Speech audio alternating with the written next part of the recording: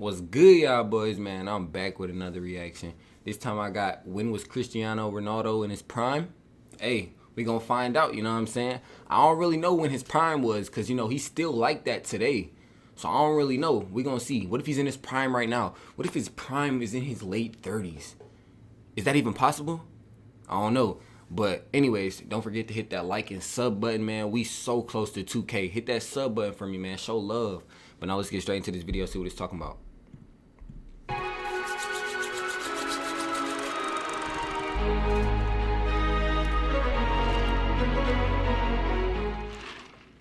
A heartbreaking World Cup Sorry if I ask a lot of questions. exit, public fallout with Manchester United, and step down to the Saudi Pro League. Cristiano Ronaldo's past few months are very much the lowlights of a storied career that the world of football will never forget. 2 decades in the spotlight, the man who came from the humble beginnings of Madeira went on to become a luminary for millions across the globe, dominating the highest stage alongside his amicable adversary Lionel Messi. Maybe the game's ultimate megastar, the Portuguese forward amassed unfathomable fame and fortune, reaching the peak of celebrity, but it's never. I'm sorry. I don't wanna stop at that much. Unfathomable fame and fortune. Is that a tat? And is this a haircut of Ronaldo? Nah, that's next level. I ain't even gonna lie to you. Peak of celebrity, but it's never led him astray. Always preaching the good word of hard work with a relentless dedication to his craft. Much like Pele, who went to New York for his last 2 playing years, CR7's recent agreement with Al Nassr suggests his time on the pitch is drawing to a close, as the European demand for the 38-year-old has hit an all-time low. What? Currently midway through his 21st league campaign, he is best known for his trophy-laden seasons in England and Spain. But where and when did he play his best? My bad. I know I just stopped it, but seasons in England and Spain. But where and when? Bro, when y'all players slide like this on y'all kneecaps, do y'all not get like burned, like grass burn, knee burn, rug burn? Like come on, like be for real. Somebody let me know. He played his best football.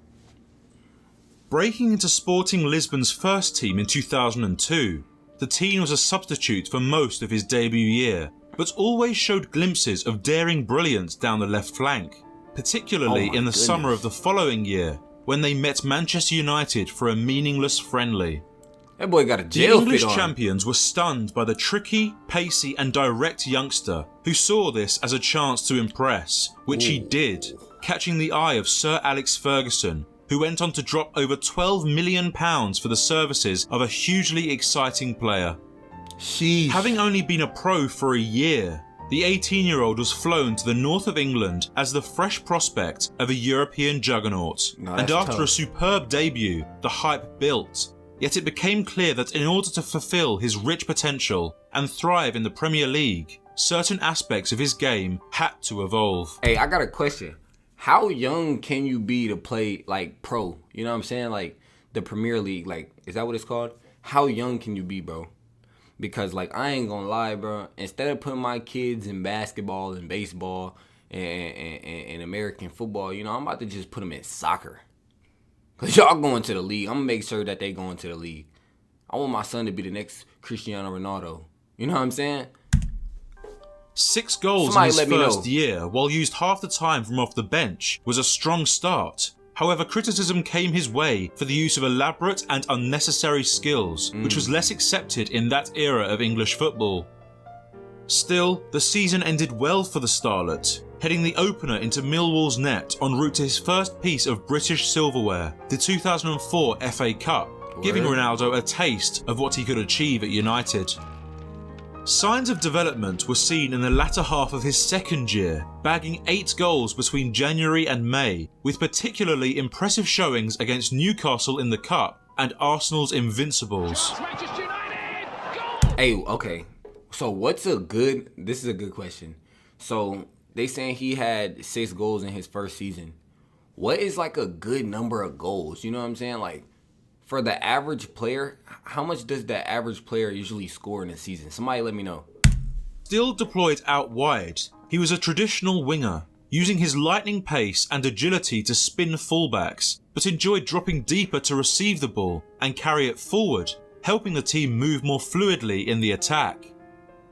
With Ruud van Nistelrooy as the target man, both he and a fresh-faced Wayne Rooney were expected to provide for the number 10, and Ronaldo was an accurate crosser on either foot, racking up 7 assists across the months, though consistency was the prominent issue.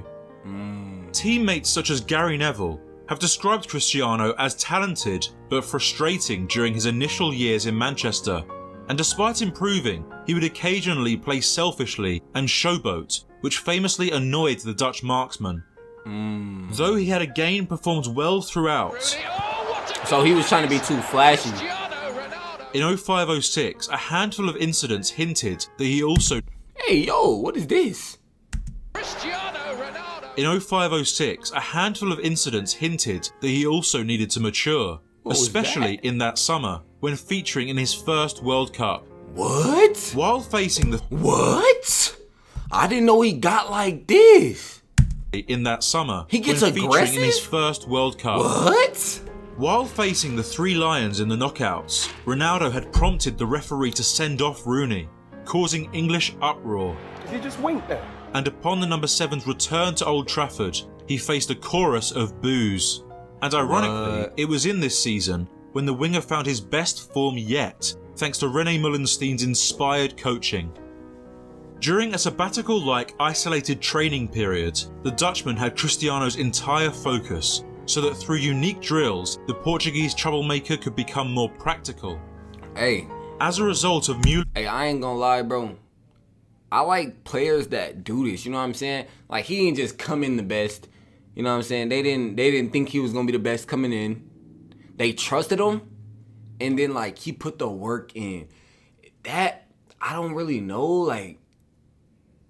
So he's talented, but he put the work in. So do you think that's like a plus? Like he's more for the game. He really loves the game. Cause like I don't like when y'all compare him and Messi. Like, you know what I'm saying? Messi came in talented, like that guy, I think. And as I'm seeing with Ronaldo, like he really put the work in for it. And a lot of people like that. Like he really got better. Like he really became, you know what I'm saying, one of the top 5 greatest players of all time of hard work and ethic. So let me know what y'all think about that. Ronaldo returned to the pitch more concerned with the quantity of his goals than the quality, and therefore he became a better teammate, passing more frequently and running off the ball more cleverly. Instead of attempting a ridiculous long shot or unlikely slaloming run, CR7 looked to get in the box for the assured finish, and thus he achieved his best stats so far, converting over 20 across all competitions, including 3 consecutive league braces, with 14 assists as well to boast. Yeah, something had changed. Yeah, somebody let me know how many goals in the season is a lot. The summer, he seemed more determined to win and would quite often step up in the important matches, winning his first 2 League Player of the Month awards back-to-back at the end of 2006, as Manchester United reclaimed the top spot. European success remained elusive, yet after 4 years in England, the improved trickster was able to get his hands on the coveted Premier League title. And having proved pivotal for the Reds as their top scorer, Ronaldo picked up 8 individual awards for his efforts across the year. Okay, it's starting to pick up. What was also clear by this time was Ronaldo's physical development. Arriving in 03 a wiry speedster, he was now a muscular athlete with strong running legs, broader shoulders to hold off opponents, and a significantly improved jump while standing at 6'1". Irrepressible in this period, he and United's coaches had formulated a supreme specimen. He put whose that physique work in. And goal-scoring aptitude was wasted in the midfield, and therefore Ferguson combined Rooney, Ronaldo, and their new arrival Carlos Tevez to form one of the division's most lethal front lines. See, sometimes for all my athletes out there, you know what I'm saying, if y'all watching this and y'all play football or soccer, whatever you want to call it, you know what I'm saying, sometimes it takes one coach to believe in you, you know what I'm saying? So don't ever give up on your dreams. Real talk, you know what I'm saying? It just takes one person, one coach to believe in you, you know what I'm saying? So that's what I'm saying. Y'all might as well subscribe to me. It take one of y'all to just hit that sub button. And then maybe if you hit the sub button, the next people hit the sub button. Who knows? But not for real. Keep working. The trio were breathtaking at times during the 07-08 season, remarkably skillful, while also aggressive and tenacious, I ain't never seen that type thriving of ball. on the counter-attack due to their pace and understanding. God bless all y'all though, for real. Rooney and Tevez would interchange positionally throughout matches and helped out defensively, allowing the more centralised number 7 to stay high, as he was the danger man, able to win a game on his own. Sheesh. The Scots' focus on Ronaldo was rewarded, as he produced an amazing output of 31 goals in the BPL. Damn, Able to score 31? every type of goal, his training ground practice had made him a set-piece specialist who was reliable from penalties and capable of dropping jaws when standing over a free kick. Bro, free kick seems so hard to make. Pursued by Chelsea relentlessly throughout the season, it was a 2-point surplus that separated them as United went back-to-back. But their battle with the Blues wasn't over, because in Moscow, the teams would meet again for the first ever All-English Champions League final. Cristiano's domestic form had bled across into Europe, bagging 7 goals on the road to Russia, often in the centre-forward role, and back on the wing for the final, he stole the advantage. Penalties were left to separate them, and hey, what's the most goals ever scored in one game by a person? Okay, what's the most goals ever scored in one game by Ronaldo? Somebody drop that in the comments and let me know, bro, for real. Dyer when he missed United's third, but Terry's infamous slip and Van der Sar's decisive save put Man U back on the throne of the continent, handing Ronaldo the final club trophy he was missing. Hey, It you had gotta been pay a that. tense You end gotta pay to that an goalie a elite whole bunch of campaign money. of a star-studded team.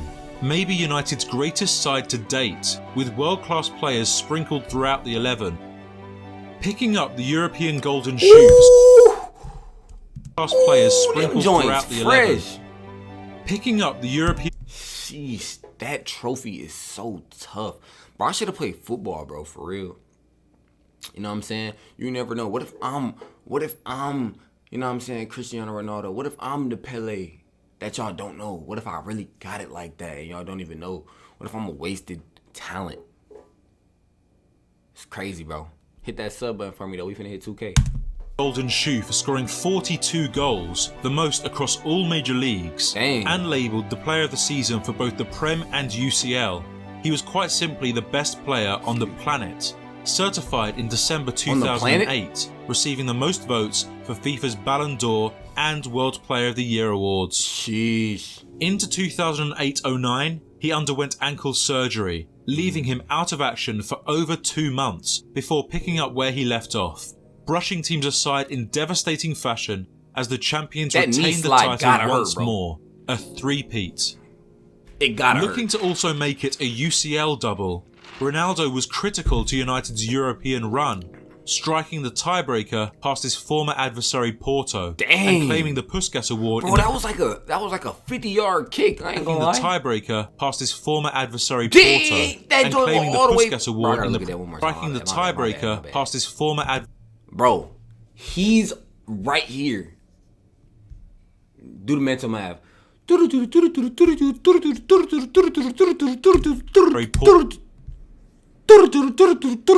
Like, bro, that's like 60 yards, dude. I ain't even gonna lie to you, bro. And claiming the Puskas Award in the process.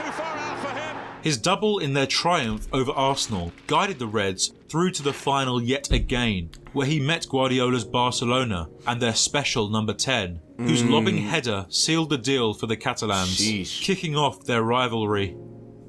Having established himself amongst the elite with 145 goals and 9 trophies from 6 seasons in England, Ronaldo was ready for a move, answering the calls of President Florentino Perez, who set a world record transfer fee in the summer of 2009, with 94 million euros to make him a frontman of Real's second Galacticos.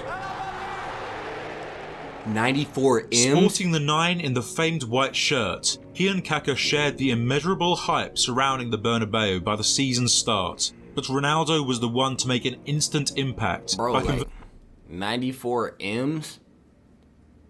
Nah, that's different. Bro, they make different type of money. 5 goals from the opening 4 La Liga matches and burying braces in the first 2 UCL games, flourishing under the pressure. Manuel Pellegrini favoured Cristiano as a striker into the new year, restricting his freedom but boosting his chances, and the forward added 19 to his scoring tally after Christmas. Okay. Can somebody explain, like, can somebody that, you know, really show love, can one of y'all, like, comment and tell me, like, what the positions do? Like, what is a striker? You know what I'm saying? Like, what are midfielders? Like, can you play only the midfield? Or can you play offense? Like, what are you doing? Like, why can't you play defense and offense? I'm so confused. Somebody let me know, please. The contest ended in favour of the Blaugrana, leaving Los Blancos trophyless despite the excessive expenditure.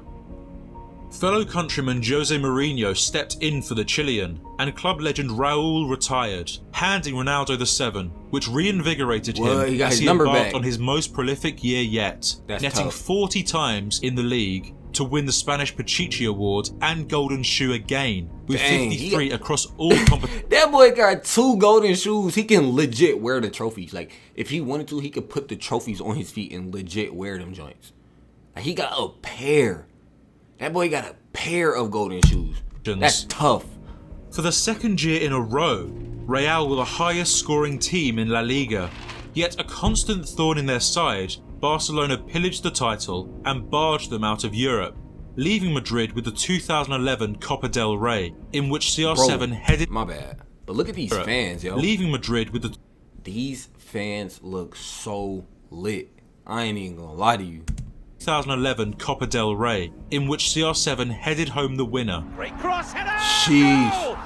How do you not get a concussion from that, dude? Adding the first Spanish silverware to his cabinet. 11-12 saw the end to Barca's reign in what the media dubbed the League of the Records, as Real scored 121 goals in the 9 months and broke the 100 points barrier to secure their 32nd La Liga title. Jeez. And as for CR7, his 60 goals that year helped him break Puskas' record as the fastest player in the club's history to reach a Hey yo, what are you doing, my guy? 32nd La Liga title. And as for CR7, his 60 goals that year helped him break Puskas' record as Yo, I ain't even gonna pause it on player that. in the club's history to reach a century of goals for Los Blancos. Dang, he's breaking records like that. Oh my goodness. That boy lit. The team under Jose ideally suited him, with the emphasis on attacking at speed, and especially on the counter, the 27-year-old was hugely effective. That's so tough, bro. Me burn. When another personally superb but collectively lackluster year for the club came to an end. I ain't gonna lie, goalie might be the hardest position out. I'm not even lying, bro. It might be the hardest position out. Like, what can you possibly do? Like, you gotta be the most on target. You know what I'm saying? You gotta really move with a like, I don't know, bro. Carlo Ancelotti took his first steps in Spain, ready to build his team around the master marksman, who had illustrated under Mourinho that he could achieve the top stats even from out wide. The Italian gave him this freedom on the left side in a 4-3-3 formation, while Karim Benzema and €100 million new boy Gareth Bale took up the central and right roles respectively, completing what the media called BBC. Benzema, Bale... Hey, yo! Did Buddy just say BBC? Come on, bruh.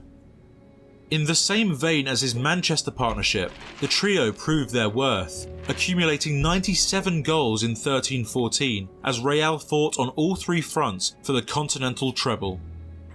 Determined to get his hands on the big ears yet again, Ronaldo amassed an outstanding record tally of 17 UCL goals from 11 games that campaign, including a penalty versus Atleti in the All-Spanish final, which ended 4-1 after extra time, making Real Madrid the first side to ever win 10 European Cups, La Decima.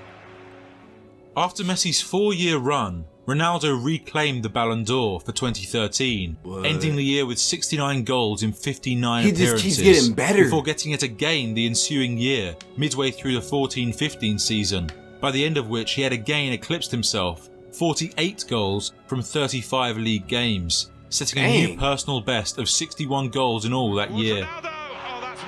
Me burn. As Ronaldo entered his 30s, he adapted his style and became less of a runner. averaging fewer kilometers travelled per game as a way of preserving himself while aging.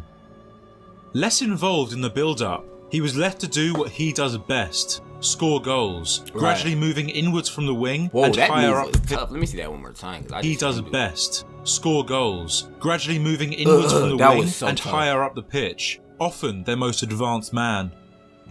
Averaging a goal a game in this 3-year period, the number 7 was part of a legendary outfit who became the first and only team of the Champions League era to win 3 titles in a row: 2016, 2017 and 2018. Back to back to back is so tough.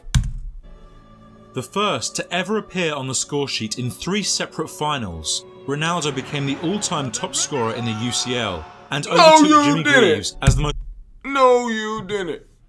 Let me see. Ronaldo became the all-time top scorer in the UCL and overtook Jimmy Greaves as the most prolific in the top 5 European leagues. Spending 6 straight seasons at the peak of the Champions League scoring charts, he also lifted his 4th and 5th Golden Balls back-to-back, equaling Messi's total.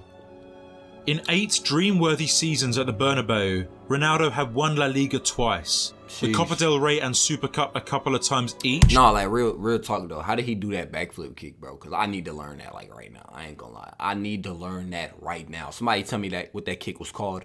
That kick was insane. Somebody let me know. The Club World Cup 3 times and the Champions League on no less than 4 occasions.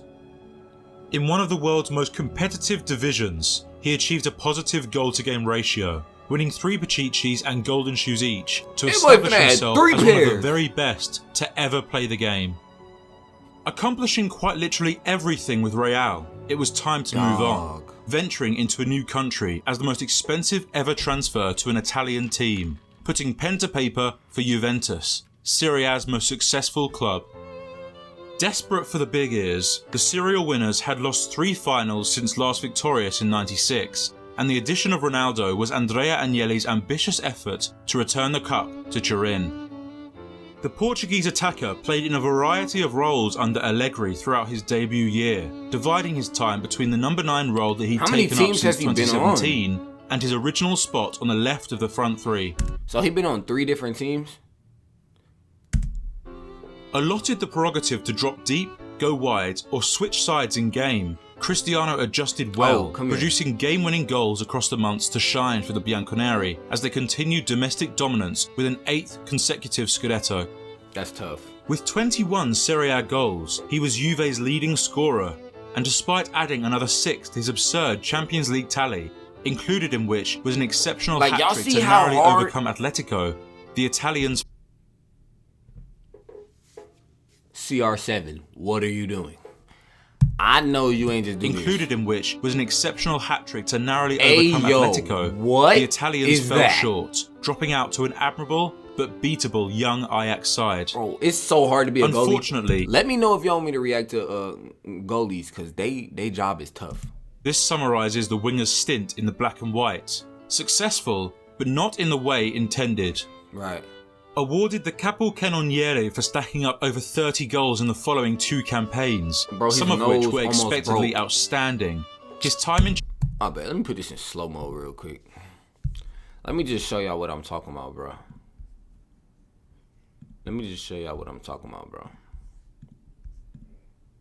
Just look.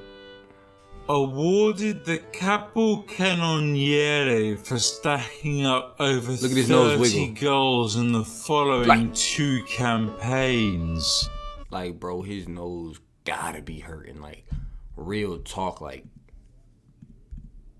don't forget to hit that sub button though. But yo, can y'all put it back in normal, bro? Like, yo. Some of which were expectedly outstanding. There we go. His time in Turin was marred by the European shortcomings, slipping up in 2020 to Lyon, a game in which he scored, and to Porto in the next campaign, for which he undeservedly bore the brunt of the blame. The truth is that Juve were unable to recruit wisely around their marquee man, steadily declining from 2018 to 2021, when they ultimately conceded the Scudetto under Pirlo, a first-time manager. Approaching his mid-30s, he slotted away over 100 goals in 3 years for Juventus and was far from a disaster, but nonetheless was billed as a flop by many, and after flirting with a move to their sky blue enemies, Cristiano Ronaldo, Manchester City, made a romantic return to Manchester United in the summer of 2021. Sheesh. His homecoming was widely publicised, with shirt sales inside the first day breaking the record, and things couldn't have started better, putting a pair past Newcastle on his second debut. That's a first. He just nutmegged the goalie. Couldn't have started better, putting a pair past Newcastle. He just nutmegged the goalie. That is super tough. His second debut, and saving the team on multiple occasions in the Champions League to escape a tough group.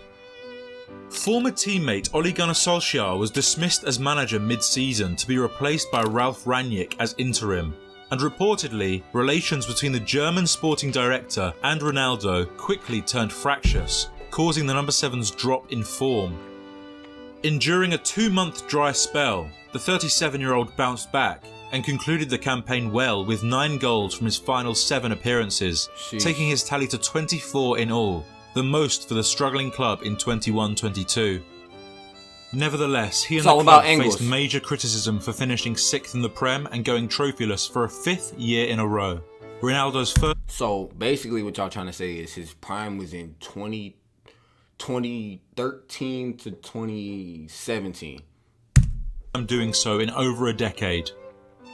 After much anticipation, Erik ten Hag was appointed, and believing Ronaldo wasn't the right man for his system, the Dutchman benched him for most of the domestic games as the season got underway. What? Wanting to leave Old Trafford permanently, he struggled to secure a move away due to expensive wage demands, and chose to vent his frustrations in mid-November to Piers Morgan. The interview went mega viral, and United terminated his contract within a week, granting his wish just a few days into the 2022 Qatar World Cup. A month after their shock quarter-final exit to Morocco, Ronaldo's agreement with Al Nassr makes his salary the biggest ever in football history, pocketing €200 million annually from the deal. Sheesh! Hey Siri, how much money is 200 million euros in US dollar? I found some web results. I can show them if you ask again from your iPhone. Hey Siri, how much is 200 million euros in US dollar? 200 million euros is 217,864,000. So-called prime of CR7 is debatable, as he spent over 15 years world-class, registering a magnificent output almost every year from 2006 to 2021, but statistically peaked in Real Madrid when more of an out-and-out forward. Yeah. That's However, what I thought. Numbers alone do not define a player like Ronaldo. How I see it, the Portuguese virtuoso had different types of primes across his amazing career. You think? The dribbling prime was seen between 2003 and 06, the early Manchester years, when a pure winger who wanted to beat a man with street skills and wasn't relied on for goals, still needing to learn the ropes of the Premier League. Next, from 2007 to 2016, came the complete attacker prime, developing from a selfish showboater to an all-rounder in the final third, who was more obsessed with his stats than anything else, making him a serial winner in England and then Spain. Transformed into a goal-scoring machine, he excelled as an inverted left winger under Mourinho and Ancelotti, demolishing teams on his own week in, week out. You gonna let him cross you like that? Driven on by Messi. Bro, I ain't gonna lie, Cristiano Ronaldo is not crossing me, bro. I don't care what you say. He's not. Like, I'm staying in front of... I'm probably going to take the ball. Like, I'm not even going to lie to you. This was Ronaldo at his most entertaining. Still a swift dribbler with the skills of his younger self, but more clinical, as the stats show. Third and most recent was his poaching prime, witnessed in the latter couple of Madrid years and Juventus seasons. In Zidane's team, the number 7 was the planet's best box player, improving his positional sense and link-up play as a central striker. Yet it's subjective. Whether you loved seeing him spam the stepovers, making the Premier League his personal playground, or breaking every imaginable Real record as the star of the Bernabeu, Cristiano Ronaldo has been a step above whenever or wherever he trod on the pitch, and is one of the few to have etched his name permanently in the history book of the beautiful game. What was your... I ain't gonna lie, I mess with Cristiano Ronaldo way more now that I know that he made a name for himself, basically. You know what I'm saying? I real deal, like, you know what I'm saying? I really respect that. But no, hey man, hit that like and sub button. Let me know what else y'all want me to react to. And drop a comment and a like too. Yeah, 2K subs in a way. That's gonna do it, man.